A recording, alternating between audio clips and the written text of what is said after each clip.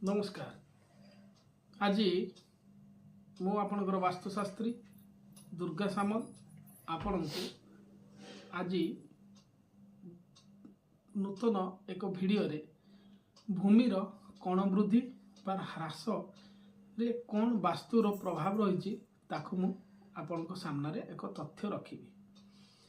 आमे या पूर्व वीडियो रे देखिथिले बा जानिबा को पाइथिले कौनसी भूमि को आमे तले खरीदी करबा किंबा सेतिरे गृह निर्माण करबा मूर्तिका किपरि परीक्षा करबा। आजिर जो वीडियो अछि से वीडियो रे मु आपन को जणाइबी जे कौनसी क्षेत्रर जेतेबेले आपण भूमि चयन करूछंती तार कौनसी कोण वृद्धि बा ह्रास रे कौन वास्तुर प्रभाव रही ताकू आमे जानिबा।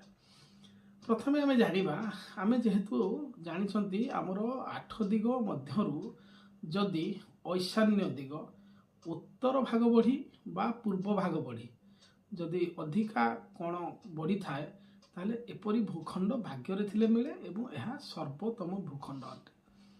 सेही परी जदि आमर अग्नि कोण पड़ी थाए से भूमि को आपण जेतेबेले भी घर निर्माण करबा पई बाछिबे से भूमि को शुभ बोली माना जीव नाही। सेही परी नैऋत कोण जदि भूमिर अधिका थाए ताहले ताहा भी मध्य एक अशुभ कारक। वायु कोण भी बढ़िले अशुभ कारक।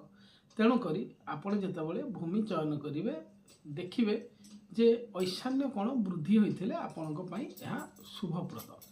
किंतु भूमि रो जदि कोनोसी कोण बढ़ी न थाए बा समान थाए समस्त कोण जिपरि कि आपण नैऋत कोणरू ईशान्य कोण एवं अग्नि कोणरू वायु कोण जदि समान थाए एपरि भूखंड अत्यंत शुभकारक। एबे आमे जानिबा भूखंड रे कोण ह्रासर प्रभाव। जदि कोनोसी भूखंडर कोण ह्रास होई थाए ताहले आमे किपरि शुभाशुभ विचार करिबा। जेतेबेले आमे ईशान्य कोण कोनोसी भूखंडर कम थाए ताहा उत्तर भाग कमी बा पूर्व भाग कमी बा कोनोसी दिगरु कम होई जदि कम थाए ताहले सेपरि भूखंड आपण को अशुभ फल दे थाए।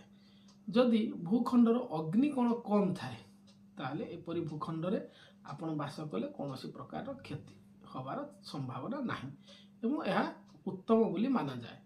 जदि कोनोसी भूखंडर नैऋत कोण कम थाए ताहले एपरि भूखंड रे जेतेबेले आपण गृह निर्माण करिवे सेतेबेले आपण जानिबे जे एही प्रकार भूखंड एक अशुभ कारक अटे। वायु कोण मध्य कम रहिले यह अशुभ कारक अटे। तेणु करी जेतेबेले भूमि चयन करिवे एही सबु विषय प्रति ध्यान देई भूमि चयन करिवे किंबा जदि आपण को उपयुक्त भूमि मिलू नाही ताहले चेष्टा करिवे से भूखंड को चतुर्कोण समान करबा पई चेष्टा करिवे।